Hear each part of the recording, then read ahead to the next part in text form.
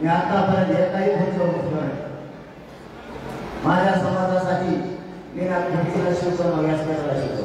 मला मान पाण्याची गरज नाही. वर बसलं तरी आरक्षण मिळणार आणि खाली बसलं तरी आरक्षण मिळणार. नाही करायचं एवढं तुम्हाला ही जागा मराठ्यांची, हे व्यासपीठ मराठ्यांचं, इथं फक्त मराठ्यांचाच विषय चालला पाहिजे. इथं राजकारणाचा विषय अजिबात चालला नाही पाहिजे. आणि परभणी महाराष्ट्रात खूप ताकदवर जिल्हा विनाकारण आपल्या जिल्ह्याचं नाव खराब होईल असं कोणी वागू नका. समाज टिकला पाहिजे. आधी समाज टिकला तर आपल्याला किंमत, समाज नाही टिकला आपल्याला काहीच नाही. समाजाचे लेकर मोठे झाले तर आपल्याला मान सन्मान राहणार. इथं वर खाली बसायसाठी बोलवलं वापस खाली आता बसता तुम्ही खाली मी याला काही मी वर उभा राहिला 2-3 जण येऊन शिकायचे ते चिकले लागले होते घेऊन बसला सगळं त्याच्यापेक्षा दुसऱ्यामध्ये आम्हाला ती घालवा एक तर सगळे वर बसत नाही तर सगळे घरी राहतो.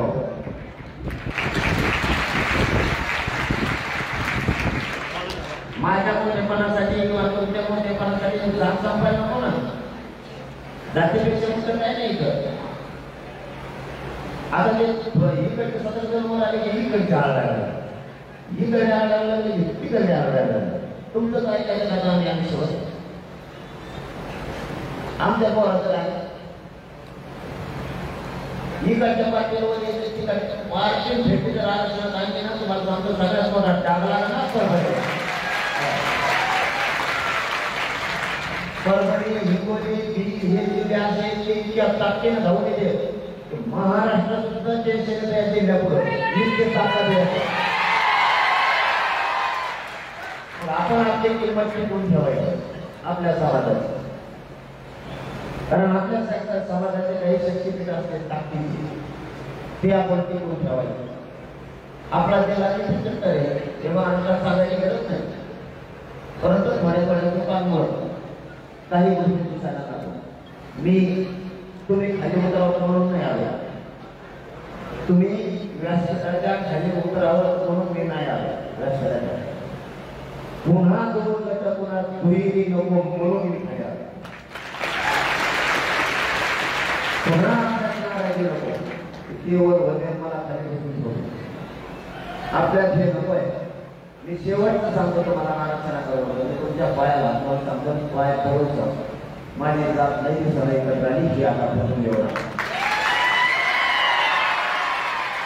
खूप कसे का वाटत जात एकत्र येण्यासाठी खूप फिरायला आता मोठी येत आहे. तुम्हाला तुमचं व्यासपीठ एकमेकाला चांगलं आहे हे नाही.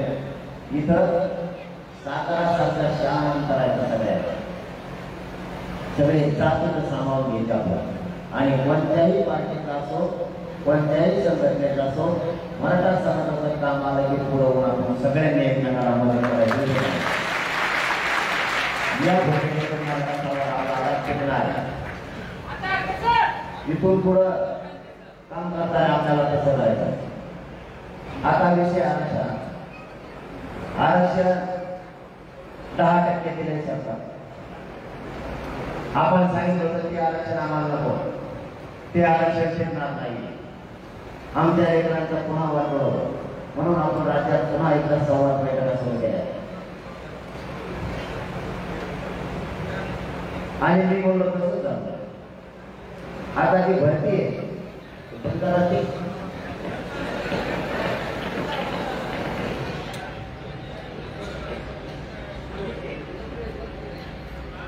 आरक्षण मिळालं 10 त्या आरक्षणामुळे आता जी नोकर भरती याच्यात त्या आरक्षणाचा आपल्या पोरांना काहीच उपयोग होत.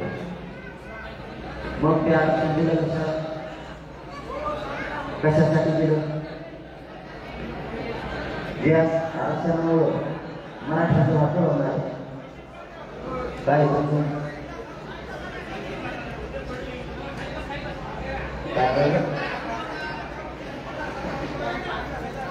बाकी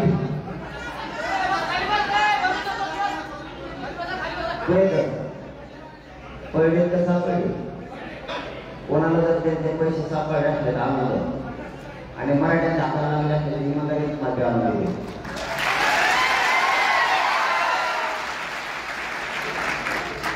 पुढं पडले असते त्या खिशातून भेटली तर तिथं पुढं पडले असते तुमच्या आसपास पुढं टाकी किंवा काही पैसे दिसले तर त्यांना फोन करा किंवा नंतरही येऊन सांगा. या शिरावर नंतर येऊन सांगा की सापडले तुम्हाला भेटून जाते काळजी करू नका. भेटून जाते भेटून जाते.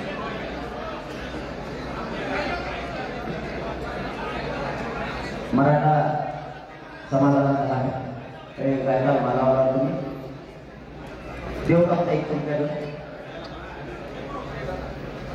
10% आरक्षण दिलं तेही आरक्षण दिलं. परवाने न्यायालयाने निकाल दिलाय त्या आरक्षणाचा उपयोग मराठ्यांना घेता येतो. बघा आता 2 आठवडे आपल्या कसे झाले एका दिवसात आपल्याला 10% आरक्षण दिलं. त्याच दिवशी केंद्रातलं आरक्षण EWS सुद्धा होतं. म्हणजे मराठ्यांच्या पोराला EWS मधूनही फायदा घेता येत नाही आणि 10% दिलं त्याच्यातूनही घेता येत. आता जगायचं पोरांनी कसं आपल्या डोळ्याचा आपल्या लेकराचा आपल्या डोळ्याचा आपल्या लेकराचा वाटोळा होत असताना आपण नाही करू शकतो. पोरं शिकवायचे आपण आणि आपल्याला आशा राहते आता माझं लेकरू अधिकारी होणार आहे. त्या आरक्षणावर त्याला होत नाही. नेमकं आपण भानावर येणं गरजेचं आणि आपण सावध भान घेणं गरजेचं. तर त्याही बाजून ते काय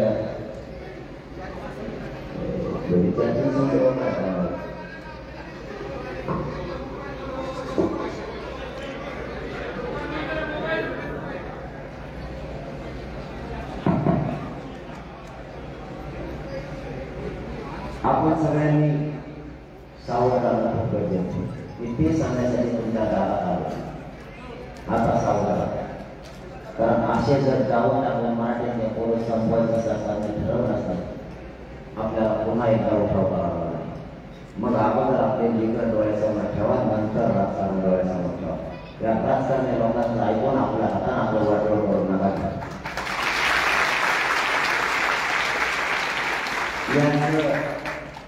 यांच्यामुळे आपला काय जात नाही.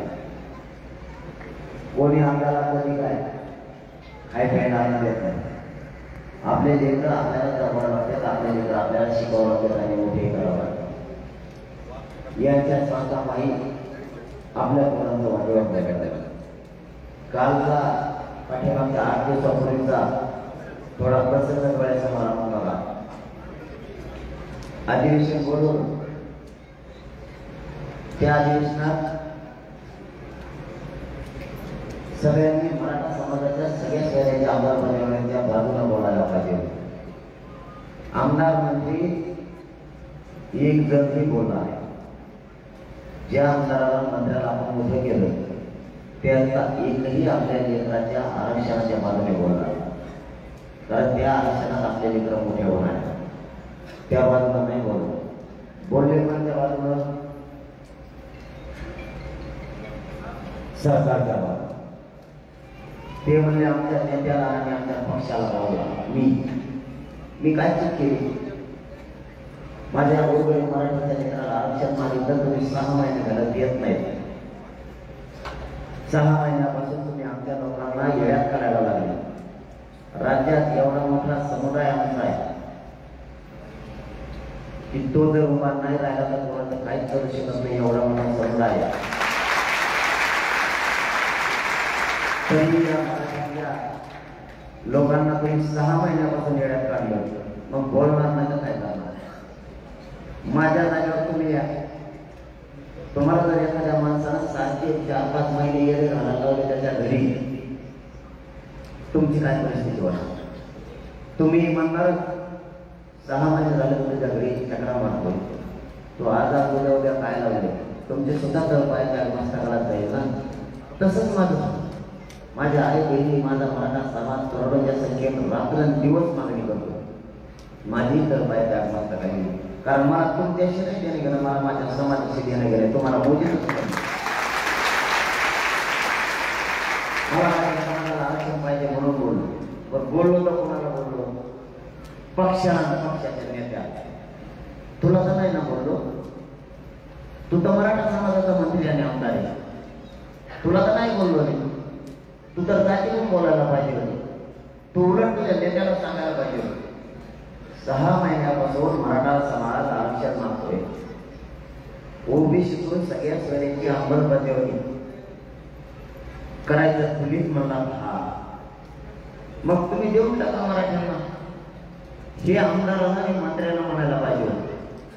ते न म्हणता दिवसभर अधिवेशन माझ्या नावावर याला अटक करा. मला का अटक करा? आमच्या नेत्याला बोलवा. तुझा नेता तुझ्यासाठी मोठा आहे का? तुझे जात बाप कोणाला म्हणत तुला मोठं जात तुझा नेता. नेत्याने नाही मोठं केलं तुला. त्या माझ्या गोरगरीब मराठ्यांनी तुला मत देऊन मोठं केलेलं आहे. तुझ्या नेत्याने नाही केलं. तू जातीच्या पोराकडून बोलायला पाहिजे होतं. मी तुझ्या जातीसाठी मागतोय. तुझ्या जातीचे लेकर मोठे व्हावेत म्हणून मागतोय. ते आरक्षण सुद्धा घेणार आहे. तुझे पोरही घेणार आहे. तुझे कार्यकर्ते पण घेणार आहे. शिक्षक वर्ग सुद्धा घेणार आहे. नोकरदार सगळा वर्ग, व्यावसायिक वर्ग मराठ्यांचा घेणार आहे. शेतकरी मराठा, कष्टकरी मराठा सगळेच मराठी आरक्षण घेणार आहे. मग तुम्ही जातीकडून बोलायचं सोडून नेत्याकडून बोलायला लागला आणि मागणी केली मला अटक करायची. का? तर मी गोरगरीब मराठ्यांच्या पोरांचं काम करतो म्हणून. तुम्ही पण करत नाही. मी करतोय, मलाही करू द्यायचं. म्हणजे आपल्याच लोकांनी आपलेच लोक संपाचे ठरवलंय काय? आणि आता तुम्ही मोठे होणार. आता तुम्ही नेत्याकडून बोलला. आम्हाला माहिती आहे कोण कोण बोललाय. ते काय टीव्हीवरती सुरू होतं. नावं सांगायची कोणाला गरज नाही. सगळ्यांनी नावं लिहून ठेवले. तुम्ही बोलला. आता तुझा नेता आणि तुझा पक्ष तुला निवडून आणणार का? तुला मतदान तो नेता निवडून आणणार आहे का? आता कुठून काय अमेरिकेला मतदान कॅनडा कोणती म्हणून आता कुठून आमच्या लेकराच्या मनक्यावर पाहिजे तुम्हाला मोठं व्हायचं. आमचं आरक्षण मागायचं सोडून तुम्ही नेत्याच्या बाजूला बोलायला लागला. तुम्हाला शोधत का? तुम्हाला कुठेतरी लाज वाटायला पाहिजे. ज्या जातीला कुठे गेलं तर याचा उपकार करायचा. हे सगळे फिरून बोलायला लागले. पण माझा शब्द आहे तुम्हाला, ही टोळी सगळे येत होते. पुरे मंत्री आमदार एक पूर्ण होते. विरोधी पक्ष सुद्धा त्यांच्याकडून झालायचा आहे. अधिवेशन नीट पुन्हा एकदा ऐकून बघा. विरोधी पक्ष सुद्धा त्यांच्याकडून झाला. हे सगळे जरी एकूण झाले ना तरी मराठ्यांना ओबीसीतून आरक्षण दिल्याशिवाय मी हटकत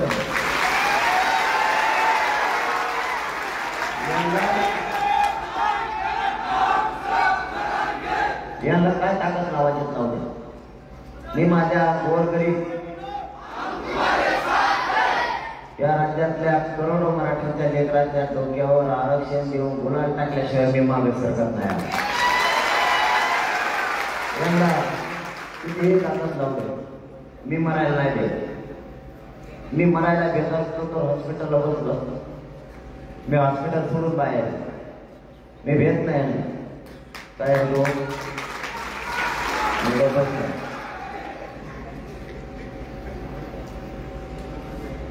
मी यांनी किती दबाव आणला तरी मी नाही मागे सरकत. यांचं म्हणणं काय तेवढं तुम्हाला सांगतो. ऐका, तुम्हाला 10-15 मिनिटं टाइम नाही बरोबर. यांचं एकच म्हणणं आहे देवेंद्र फडणवीस साहेबांचं, 10% आरक्षण तुम्ही घ्या, नसता आम्ही तुम्हाला गुंतवून टाकू. मला तुम्ही हो म्हणा ते टिकणारे होते. अशी त्यांनी काही आमदारांची मंत्र्यांची बैठक केली.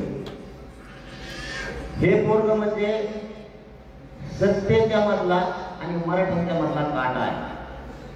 हे जोपर्यंत मराठा होईल तोपर्यंत हे आरक्षण देत नाही तर आपला विषय संपतो. निष्ठावान हा खूप निष्ठावान आहे. याची निष्ठा याच्या जातीवर आहे आणि याच्या जातीला हे देव मानतो. शिव आपल्याला फुटू शकत नाही, त्यासाठी याला मधी टाका असं षडयंत्र त्यांनी. आणि त्याबाबत माझ्या विरुद्ध त्यांनी यासाठी सुद्धा नेमली फडणवीसांची. मी त्याला घाबरत नाही. त्यांनी किती ताकद लावली. माझं एकच मत, तुम्ही किती एकत्र आले तुमच्या मुलगावर पाहिजे मी आरक्षण घेणार आहे. मी दारात जायला सुद्धा भेट नाही. तुझ्या दारात येतो म्हणून सांगितलं सरळ जागर बघा. त्यांनी तर कवाडच लावून घेतलं पुढं तू. मी देवेंद्र फडणवीस साहेबांवरती एकही शब्द 6 महिन्यात बोलले होते, एक पण त्यांनी चूक केली. आणि माझा स्वभाव वेगळा आहे. मराठा आरक्षणाला विरोध करणारा तेव्हा कोणी पण असो, तेव्हा मराठ्याचा असो नाही तेव्हा कोणाचा असो, मी त्याला सोडित होते. तेव्हा वाजित मला सहन नाही होत मराठा आरक्षणाच्या मराठा समाजाच्या विरुद्ध बोलते. आणि मी याला फुटत बी नाही, मॅनेज बी होत नाही. सगळ्या आत्महत्या, कारण मी नाही गद्दारी करू शकत समाजाची. त्यांचं म्हणणं 10% घ्या, बरं आता घेतलं ते टिकणारच नाही. मग करोडो पोरांचं नुकसान करून ते डोक्यावर माझ्या करोडो पोरांचा पाप घेऊन करायचं होता. ते 10% होत नाही म्हणून त्यांचं एवढंच म्हणणं आहे. हे जर म्हणला ते चांगलं आहे, टिकणारे मराठी घेते. आता ते टिकणारच नाही. मी कशावर म्हणायचं? आता हे सगळ्यांनी अंमलबजावणी केली ना तरी टिकवण्याची जबाबदारी सुद्धा सरकारची. तेही त्यांना वाशीमध्ये मुंबई सांगितलं. गुलामाचा अपमान होऊ देऊ नका आधी सुचलेले. आणि अंमलबजावणीच्या नंतर टिकवण्याची जबाबदारी सरकारची. कारण सरकारला टिकावं लागत असतं, कारण सरकार आम्ही नाही, आम्ही जनता आहे. ते टिकवणं सुद्धा तुमची जबाबदारी. आता कालपासून झालंच होते मराठी एकत्र आलेले, त्यांना म्हटलं एकत्र नाही ते मराठी. त्यांनी सांगितलं मराठी खुश आहेत म्हणे. फडणवीस साहेब म्हणे 10% आरक्षण दिलं, महाराष्ट्रातला सगळा मराठा समाज खुश आहे म्हणे. खुश. मला परभणीकरांना एक प्रश्न, मोकळ्या मनाने सांगा, जे टिकत नाही ते 10% आरक्षण ते दिल्यामुळे तुम्ही खुश आहेत का? ते तर म्हणतात मराठी खुश आहेत.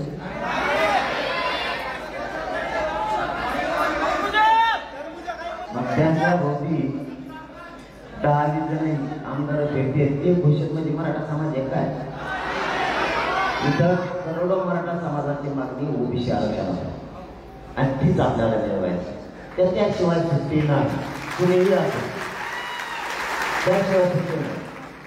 त्यांचं म्हणणं आहे जर 10% नाही घेतलं आम्ही तुमच्यावरती खोटे गुन्हे दाखवतो. म्हणजे कोणते? ते आपले बांधव नाही का, मी गावात आल्यावर जे शिकायला होते फुलं टाकी त्यांना खपा नसते. त्याला असं ते शिकायचे शिकायचं. बरं आता मी पहिल्यापासून संपर्क लावू नका, तुम्ही माझ्या भाषणात चेक करून लावा. मी म्हणतो पण ते शिकायला लावू नका, विनाकारण खर्च करू नका. माझी जात मला सुधारायची, माझं जीवन मला समाजासाठी द्यायचंय. फुकट समाजाचा पैसा नाही बरोबर आहे, पण ते पोटे ऐकतच नाही. ते जे शिकायला होतं मग त्यांच्या लोक पोटा त्यांचं म्हणणं काय आहे ते आम्ही शासनाचं एक संभाजीनगरला ते आता आणि त्या अमरावतीला का पुढं मोदी साहेब आले त्यांच्यावर पण टाकलं नाही. यवतमाळला पुढं आले मी काय करू त्यांचं बोलवलं टाकलं.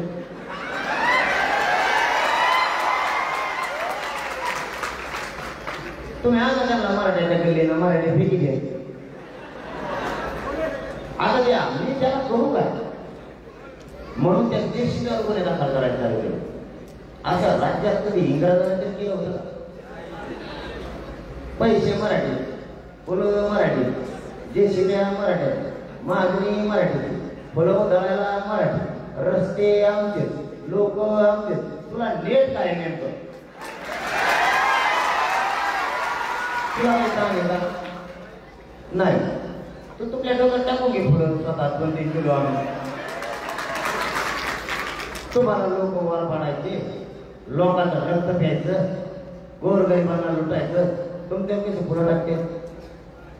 मी माझं कुटुंब बाजूला सारून या समाजाला मायबाप मानलंय. रक्त जाळतं माझा समाज माझ्यावर प्रेम करतो, माया करतो. आणि मी म्हणतो ना नका टाकू, पण ते ऐकत नाही. त्याला काय करतो? तू येऊन सांग त्यांना टाकू नको फुलं. त्याने आता जीसीबीवर गुन्हे दाखल करायचे. पोरांनी आपल्या बोर्ड लावले, चलो मुंबईची. ते बोर्ड काढायला सुरू आहे सध्या आणि गुन्हे दाखल करण्यात चालू. आता त्या बोर्डावर काय महाभूत आहे हो, तो आहे घराने येऊन लावलं. आता ते लोक लावतात त्याला मी काय करू? तू एकोणीस नाही ना, त्याला मी काय करू? काय दोषी? मग आता त्या बोर्ड काढून त्या पोरावर गुन्हे दाखल करायला चालू. कुठं 4 महिन्यापूर्वी साखळी उपोषण केलेले, रस्ता रोको केलेले, रॅल्या काढलेल्या, सभा घेतलेल्या, ते गुन्हे आत्ता करायला लागले. आत्ता काय मी येथे फडणवीस आहे तुमची मराठ्यांविषयी तुमच्या मनात किती द्वेष आत्ता बाहेर पडायला लागला. एक तर छोटं आरक्षण 2दा गेलं, 2018 दिलं ते गेलं, आता 24ला दिलं ते सुद्धा काल गेलं. इतका द्वेष मराठ्यांबद्दल फडणवीस साहेबांच्या मनात पहिल्यांदा बाहेर पडला. तर म्हणते काय? अधिवेशनात आई बहिणीवरून बोलला मी. आता उपोषण 8-15 दिवस भाकर नसल्यावर चिडचिड होती. बोललोय असं मला माहित नाही, त्याच्यात बोलल्या देणं सुधारत नाही, कारण त्याच्यात सारखा झोपून माणूस असतो. तुम्हाला उपोषण नाही कळायचं फडणवीस साहेब काय असतं, तुम्हाला उपोषणात काय काय होतं हे जर बघायचं असतं तर 8 दिवस माझ्या शेजारी उपोषण का. मग तुम्हाला कळलं उपोषण म्हणजे काय. हवा कुंकून बाहेर गेली, मग तुम्हाला ध्यानात येईल कोणत्या बाजूने हवा बाहेर घेतली ते कुंकून आत घ्यायची. मेळ सुद्धा लागणार नाही तुम्हाला. आणि तुमची देणी कवाची मागं गेली, मेळ देण्या लागणार तुम्हाला. योगा करायची गरजच नाही, वजन कमी करायचं औषध माझ्याजवळ. तुम्ही इकडे शेजारी बसा, तुम्हाला उठबस द्यावं लागलं पाहिजे. बाजाव तुम्हाला उपोषणाची किंमत नाही करायची. बोललो का नाही बोललो मला माहित नाही, म्हणे आई बहिणीवरून बोललो. ठीक आहे बाबा, तुझ्या आई बहिणीवरून बोललो, खूप वाईट वाटलं तुम्हाला, म्हणून सगळं सभागृह तुम्ही आणि मराठ्याच्या सगळ्या आमदार मंत्र्यांनी डोक्यावर घेतलं. माझ्या एका प्रश्नाचं उत्तर द्या ना फडणवीस साहेब. आंतरवालीच्या आई बहिणीच्या डोक्यात गोळ्या घातल्या तेव्हा तुम्हाला तिच्यात आई बहीण नाही दिसली का? तुमची आई बहीण तुम्हाला दिसली, घरातली ती तुमची आई बहीण, आणि आमची मराठ्यांची आई बहीण नाही. त्या आईच्या गुडघ्यात गोळ्या गेल्या, तिला आत्ताही जाता येत नाही, तिला राहणं सुद्धा जाता येत नाही, तेव्हा तुम्हाला ती आई बहीण नाही दिसली का? तिच्या डोक्यात बंदुकीच्या दस्ते हल्ले तर माता माऊलीच्या डोक्याच्या चिंताड्या झाल्या. 34 टाके एका आईच्या डोक्यात पडले, त्याच्यात तुम्हाला तुमची आई बहीण नाही दिसली का? त्यावेळेस 300-350 आमच्या मराठ्याच्या पोरांनी मराठा आरक्षणासाठी आत्महत्या केली. ते आमच्या आई बहिणीच्या कपाळाचा कुंकू पुसला, तिचा संसार उघड्यावर पडला. तिच्यात तुम्हाला नाही आई बहीण दिसली, तुमची ती आई बहीण आणि आमची ती मुलीच नाही. ही नियम आहे का तुमची? गृहमंत्री म्हणून स्वतःला मिळवता, दुसऱ्याच्या आई बहिणीवरच्या हल्ला करू लागता. त्या 9 वर्षाच्या मुलीच्या पायात गोळी शिरली, ती गोळी काढताना 3 लिटर पाणी तिच्या पायातून निघलं, तवा नाही का तुम्हाला ती आई बहीण वाटली? तुमची ती आई बहीण वाटली तुम्हाला, आणि दुसऱ्याची आई बहीण नाही. वा, गृहमंत्री म्हणून तुम्ही वागताय, तुम्हाला काय करायचं करा, मी आरक्षण घेण्याचं तुम्हाला सोडतच नाही. तुमची नियत आहे बहिणीबद्दल आमच्या लक्षात आली काय? आमच्या आया बहिणीला जमीन करता येत नाही. 200-250 महिलांच्या मुंडक्यावर पाय देऊन मारले त्यांना. तवा नाही तुम्हाला आई बहिणी, तवा तर तो म्हणजे पोलीस माझे पोलिसांनाच मारले. ही तुमची नियत मराठ्याविषयी. त्या पोलिसांना तुम्ही निलंबित केलं, मारलं म्हणून 8-10 दिवसासाठी मी रात्री बाहेर घेतली. त्या पोलिसांचं नेमकं काय? मायबाप मराठ्यांना या परभणीकरांना सांगतो आणि परभणीतून महाराष्ट्रातल्या सगळ्या मराठ्यांना सांगतो, जे पोलिसांनी आपल्या माता मावल्यांना मारलं होतं ना, त्या पोलिसांना देवेंद्र फडणवीसांनी बढती दिली.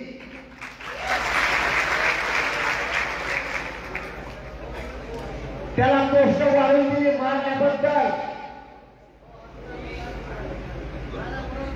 फक्त 8 ते 10 दिवसासाठी निलंबित केलं. फक्त माता मावल्यांना मारलं म्हणून लक्षात आलं आणि निलंबित केलं. आज या सगळ्या पोलिसांना त्या एसपीला सुद्धा पुण्यात बढती दिली. पहिला जो एसपी होता, आता त्याला दुप्पट त्यांनी बढती केली.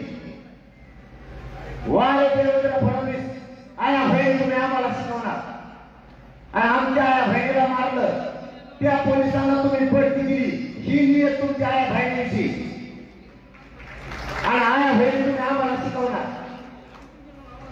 त्या पोलिसांना निलंबित करण्याऐवजी, नोकरीवर काढून टाकण्याऐवजी त्याला मोठमोठ्या पदावर बसवलंय आणि निवडून मराठ्यातून येणार आणि आई बहिणीची भाषा तुम्ही आम्हाला शिकवणार. तुमच्या घरातली आई बहीण आणि आमची राज्यातली माता मावली ही आई बहीण नाहीये. हिचे पाय ओढले तरी तुम्ही काहीच बोलला नाही आणि पाय मोडणाऱ्या पोलिसांना तुम्ही बढती दिली, म्हणजे बक्षीसच दिले थोडक्यात आणि राज्य चालवायला निघाले. तुम्ही फडणवीस तुम्ही लय मोठी चूक केली. तुम्ही माझ्या नादाला लागू नका. तुम्हाला मी आपण जाहीर सांगतो, तुम्ही गलत माणसाला घेतला. तुम्ही माझ्या नादाला लागू नका. तुम्ही जर माणसाचा आरोप केला,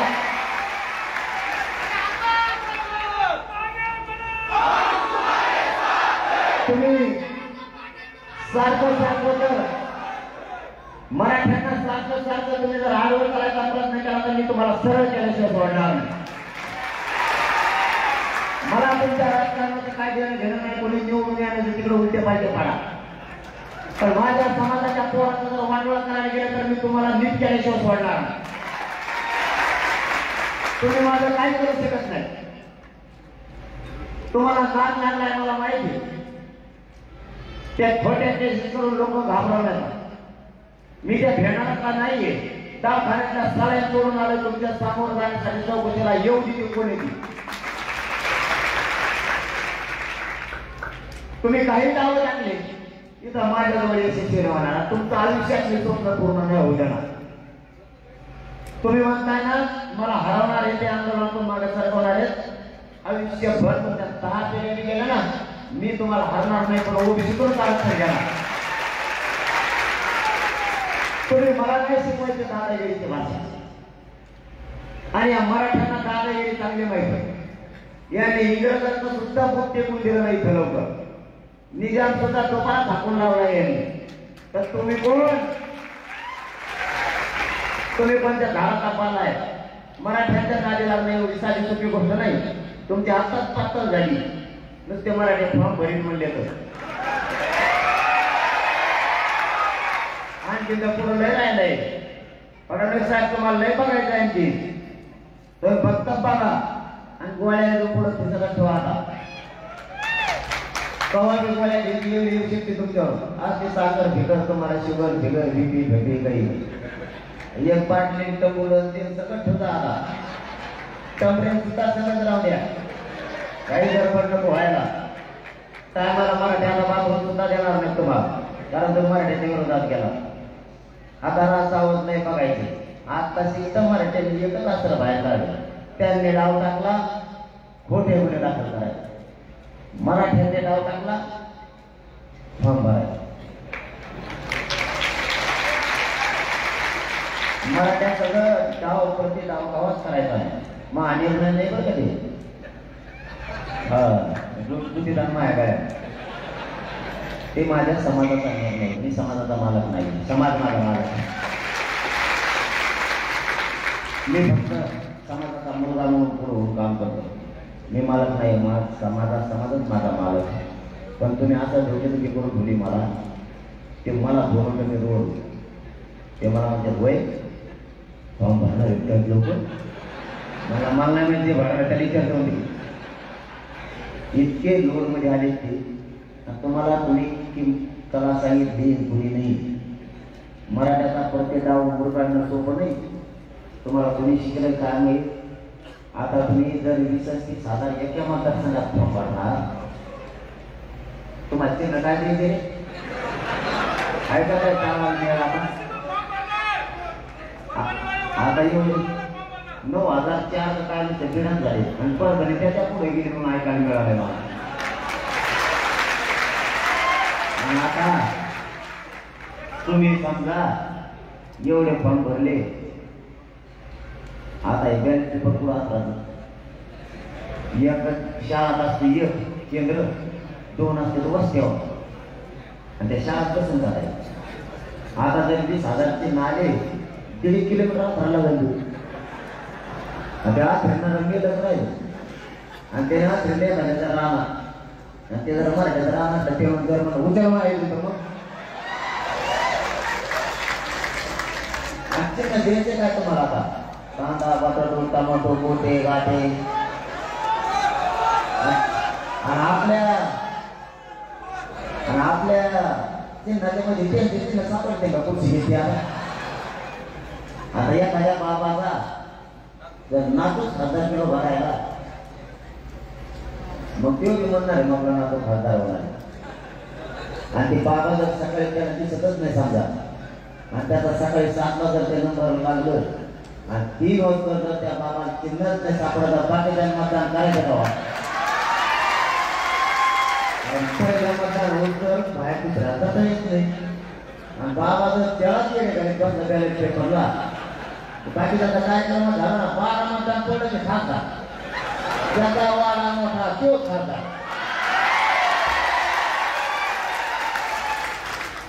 लागलेला तुम्ही दिल्लीला दिल्लीला निमावे नुसते पळत आहे. आणि मग आलोच फोन करून देतो खरं कधी मला माहित नाही त्याने भरले त्या दोन्ही जवळ त्याला त्याला गेले ते घोडेच लावते ते त्यांनी ते बोलतच नाही. त्याने पुढं शिकला आता पुढं तुम्ही या म्हणाले होता बोला ना अशी खूप खाली त्या काढले कमेंट बाया 2 दिवस माझा सुटतच नाही व्हा काही ते वाटत माणूस पाहणच पडतो. लिंबा झाडाखाली पडतं तर शांत चांगली भेट वाटतं ते वाचित आणि डायरेक्ट डोळे झाकून घेतो. एवढे एवढ्या पडते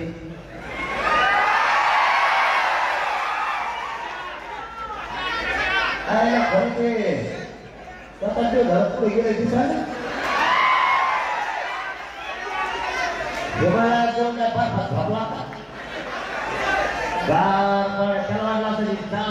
तिकडे गेला हे आपलं मोकळे झालो आपण.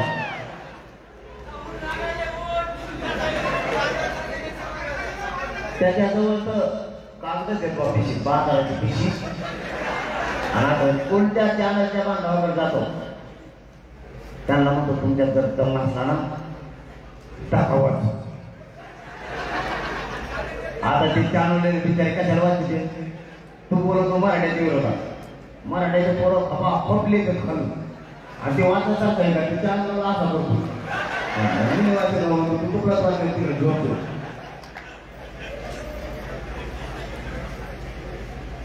मराठ्याच्या विरोधात जाऊ नका त्याला खूप वेळ सांगितलं कारण ह्या मराठ्यांनी तुमचा उपकारायचा झाला 13% आरक्षण दिलं त्यावेळेस या मराठ्यांनी त्याला याचे 6 आमदार दिले होते.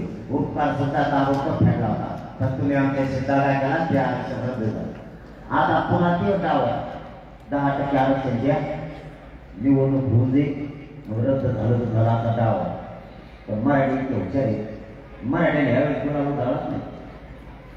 आणि त्यांचं स्वप्न काय होतं, गुलाब उधळायचं मराठ्याने गुलाबच नव्हता. मग त्यांनी एक स्कीम आणली, त्यांनी त्यांच्या 5-5 जण टपरवून एकामेकाला टाका सुरू केला. बोला म्हणलं राज्यात टाकला कोणी टाके नाही, त्याच्या टपरवर टाकले, त्याच्या टपरवर टाकले, काय काय पेला केसच नव्हते टपऱ्याला, त्याच्यावर गोळा काढला पाहिला. आता ते लाल तिथे ते आणि ते निघाला नाही, ते तुला लागल्या अंगाला खुशी देते. मराठ्यांनी नाही उडाला आणि उडाला की नाही, खोटा बोला नाही उडाला.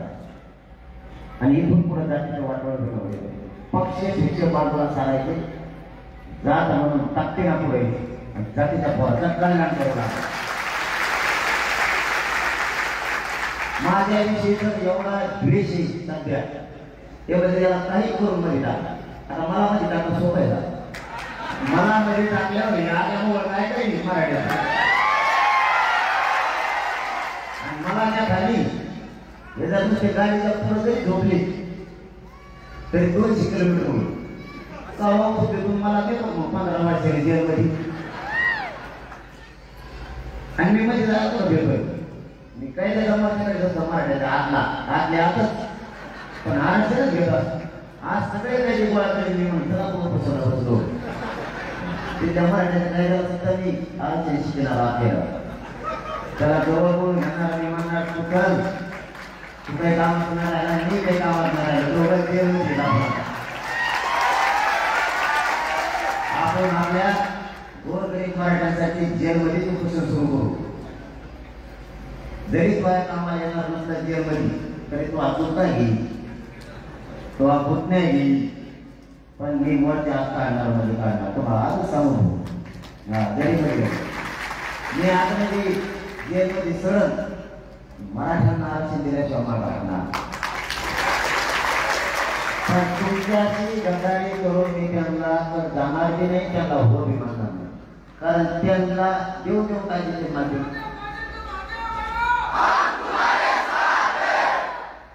देऊन जास्तीत जास्त मला काय देते पदक पैसे. आता मग त्याला काय दिले ते तेवढंच दिले. पैशाला पुढं जमत आहे, मग पैशाला पण जमत नाही, हे जमत आहे. पण तर मला लागतच नाही. मी एवढा नशिबाने हीच संपत्ती माझ्यासाठी खूप मोठी आहे. मला कशाचीच गरज नाही, म्हणूनच ते माझ्या मागा लागले सगळे. बघा पोलीस गाड्या नाही, फडणवीसांनी सगळ्यात संरक्षण सुद्धा कमी केलं. आता मराठा आहे नाही, मला संरक्षण काय देवा. आणि मग मराठी काय आलंय, सुरुवातीला सुरुवातीला दिलं, आता काढून घेतलं सगळं. गाड्या आहेत का त्यांचं, नाही असं नाही, लांब होऊन पडायचं नाही का. एखादा लग्ना पुरुष द्यायला नसतो का पाहुणा, ते मंडपाच्या कोपऱ्याला गाड्या आहेत का 2 किलोमीटर मागं, 2 किलोमीटर त्या तिकडं पुढं कुठं आले बघ. पहिले आमच्या सगळं चालायचं, आता सगळं नाही झालं त्या 8 दिवसात लांब होऊन बघत होते. नाही त्याला मूळवाटी आमंत्रण दिल्यासारखं येत होता. आता हे ना तिकडं गरजच काय. आमच्या गावाचा गाड्याला आम्ही 100 जण आहे. ही वर तू कोण आहे ते पुढून मग कोणता घेतो का आमचा कसा आहे म्हणजे हे सगळे प्लॅन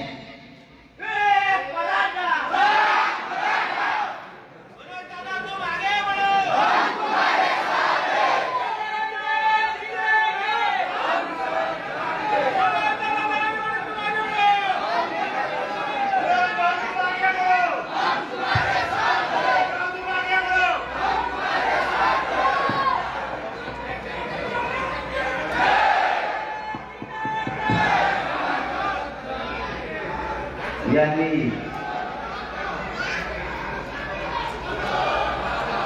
परदेशा बनबंदी ठिकाणी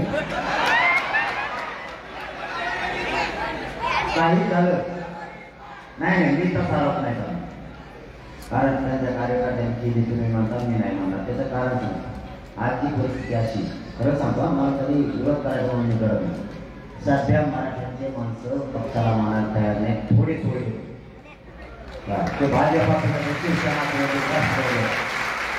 म्हणजे जातीसाठी लागला म्हणजे माझे जेवढं आपल्याला ठेवला विरोधात गेला म्हणतो ना मी सुद्धा ते वरचा आवाज झाले तर तेवढीच जास्त कोण मिळते ते वळवळ याच्यासाठी करते तर पक्षाकडून का बोलते त्याने लई भ्रष्टाचार केला त्याला वाटतं एक बोलावं काय मिळेल गावाला आणि त्याची 21-25 तारीख असते त्याला एखादं काम फेकलेलं असं गटार फुटार नाली भाजी डांबर ते आपल्याला थोडं पैसे करायचं लय मोठे नाही. सगळा समाज एका बाजूला आरक्षणाच्या बाबतीत म्हणतोय मी तुम्हाला राजकारणाचा मागणी गेलं ते त्यांच्या राजकारणात कामाची त्यांचं गुंगळला पण मराठ्याच्या बाबतीत एकत्र नाही दिसला ते मराठ्याने त्याला सापडतं राजकीय करिअरमध्ये त्यांनी मराठ्यासाठी धावून यायचं त्याच्या कामाला त्याने जायचं राजकारण आपण दिलायचं. माझं राजकारण मार्गच नाही. माझा उद्देश म्हणजे माझ्या गोरगरीब मराठीच्या लोकांना आरक्षण पाहिजे आणि ते मला घ्यायचं.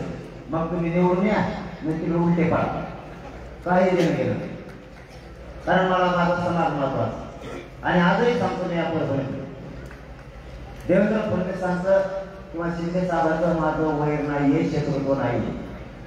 तुम्ही मराठा आरक्षणाच्या विरोधात बोललात म्हणून बोलले आणखी नाही सांगतो सगळ्या सगळ्यांच्या अंमलबजावणी द्या ओबीसीतून जे मराठ्याचं आरक्षण ते द्या ज्या ठरलेल्या 5-6 गोष्टी त्या सह शिंदे समितीच्या मुदतवाढीसह ते द्या. आम्हाला राजकारणाचं निर्णय घेणं नाही आमच्या लेखाला आरक्षण लागतात ते आम्हाला द्या हेच मराठ्यात महत्वाचं काय बोलला काही गरज नाही आम्हाला कोणाच्या राजकारणात आम्हाला फक्त आमच्या समाजाचे लिडर मोठे करायचे आणि ते करण्यासाठी काय असणार तुम्ही किती ताकद लावली आता त्यांना ते पाठीमागच म्हणले होते त्याच्यावर हल्ला घडून आणा काही महिलांनी पाठवले होते त्यांनी पण आपल्या पहिला 5 मिनिटात चौथ्या मजल्यावर आहे 5 मिनिटात या नाही जोर करतो त्यानुसार मागे माझा उभा आहे यांनी माग ओळख बोलतीच बंद पडली त्यांनी खूप निवेदन केले त्याच्यावर हल्ला झाला पाहिजे पोलीस यंत्रणा कमी करणं म्हणजे रस्त्यात पुढं भाजपच्या कार्यकर्त्याकडून मोठा हल्ला घडून आणायचा. देवेंद्र फडणवीस साहेब पुढेच म्हणत हा किंवा कोण आहे ना तुम्ही कुठं राज्यात हल्ला घडून आणणार आहे कार्यकर्त्या पण त्याला फक्त म्हणा गाडीच्या पुढे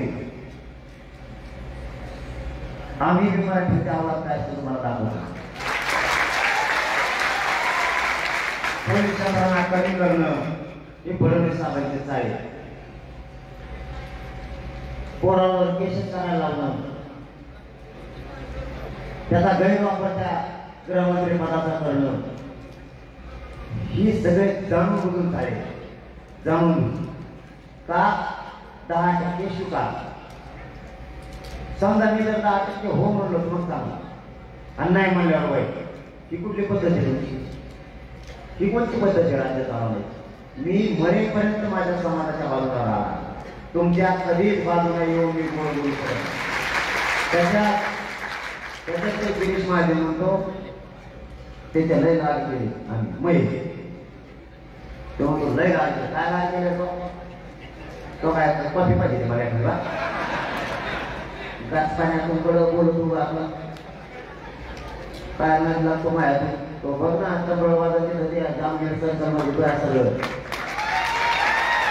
सगळे तुम्ही मराठी मला येऊन भेटायला लागले जातात ते म्हणतात मा शेवटी मराठा हो ते म्हणजे आम्ही शेवटी मराठा तुम्हाला आमच्या काळात लागलं आम्हाला आरक्षण हे सगळे तरीही आम्ही तुमच्या बाजूला होणार बघूच म्हणले 34% मराठा बंदी किंवा कार्यक्रमच उलटा पाठवले तो काय कामं झालं तो तुला गाडी केली काय गाडी केली तो गप्पा टाकला मला बसायला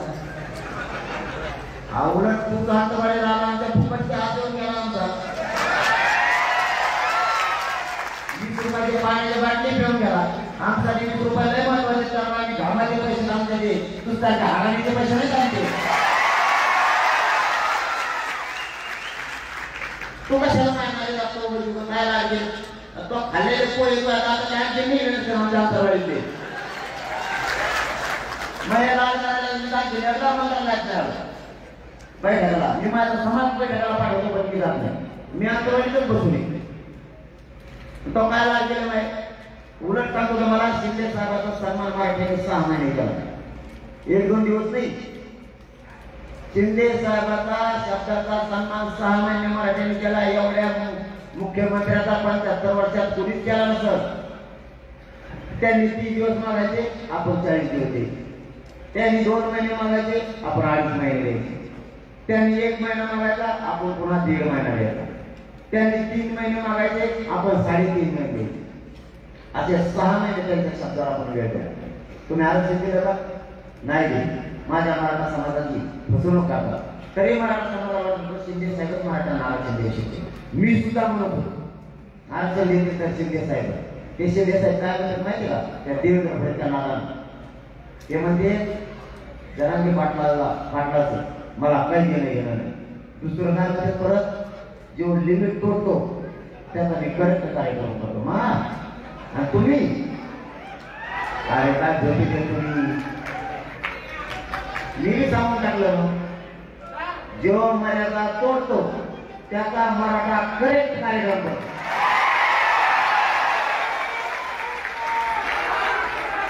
शिंदे साहेबांची एवढी इज्जत मराठा समाजात होती ते फुटू कोणत्या पक्षात जो काही करून मराठ्याला त्याचं नव्हतं देणं घेणं त्यांच्या हिमतकारीचं देणं घेणं मराठा समाजाला होतं की हा माणूस देईल त्या जनतेचं ते शब्द वापरल्यामुळं मराठा समाजाच्या शिंदे साहेब एवढे नजरेतून उतारले की प्रचंड नजरेतून उतारले ही खूप मोठी चूक शिंदे साहेबांनी केली मी बोललो कोणाला त्याला तुम्ही कशाला बोलले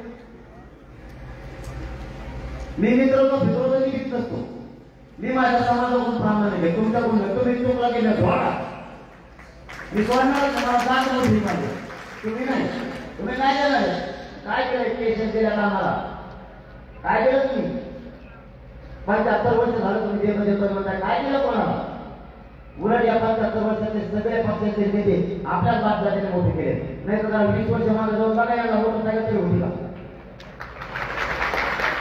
जे आमदार मंत्री झाले काय नाही आपण 25-30 वर्ष झाले ही आतापासून बघा आपल्या जेव्हा एवढे मोठे झाले यांच्याकडे गाड्या घोड्या बंगले यांचे पूर्ण परदेशात शिक्षित गेले 1.5 किलोमीटर त्यांच्या गाडीचा टायर वाजला आवाज एवढ्या गाड्या कोणा केव्हा येते पहिल्यांदा मोटरसायकल नव्हती लोकांचे पहिल्या सोडून नाही मला दिवस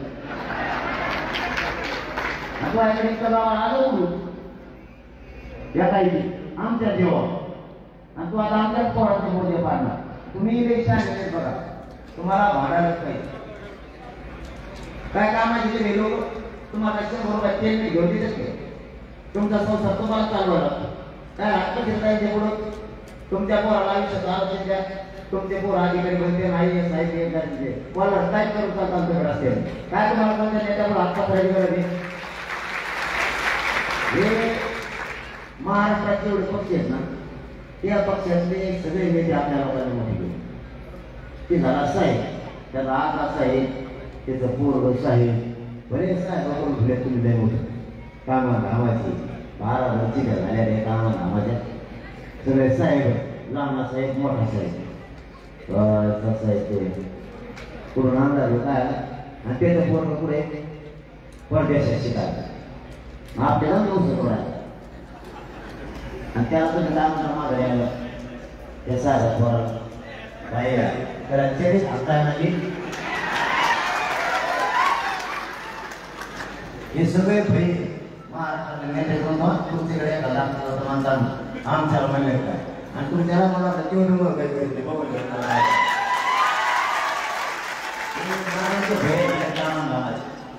चला भयाला काम सांगा बरं थोडं आपल्या बापदादाने आयुष्यभर पाण्यात चित केले नाही यांचे चित केले नाही आयुष्यभर मग आता मराठा आरक्षणात आपले मित्र म्हणाले काय या साहेबांच्या भयाला म्हणा एक सतत प्रॉब्लेम करायचं येईल काय मग गाड्याने मग काय नाही म्हणतात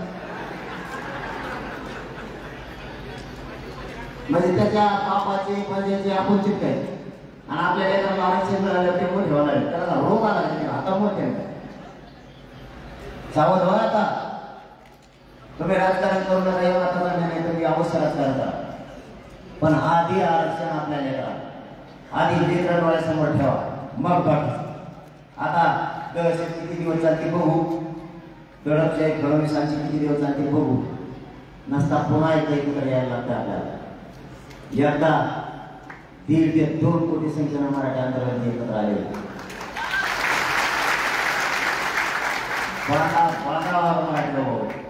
कोणालाच मुली काय ना कुंकडे, कोणत्या बांधावर तितकेच मराठी, कोणी कोणाच्या आमसुब्या करे ज्ञान नाही काय चाललं. कोणी कुंकड पण रोडला तेवढे, कोण कोणाच्या गाड्या ढकले याचा आम्ही एवढे संख्येने आले. गेले जर असेल तर असे ना, आता 5 ते 6 कोटी मराठ्यांनी सगळे टाकलेले करायचे.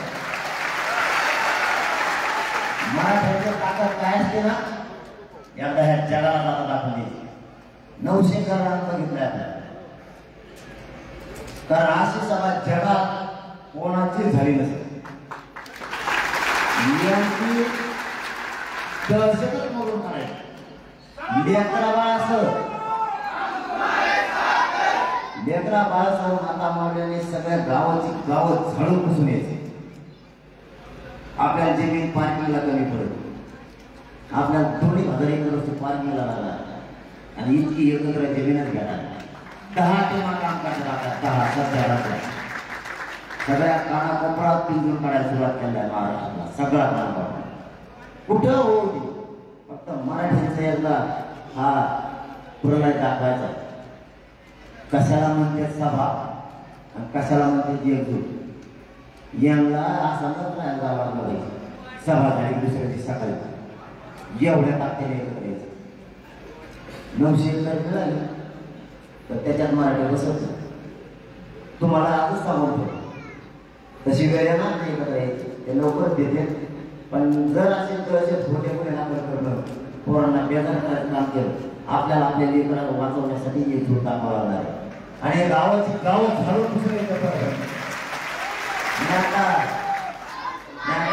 गाव सांगितलं त्या किल्ल्या परभणी जर बाहेर निघाली,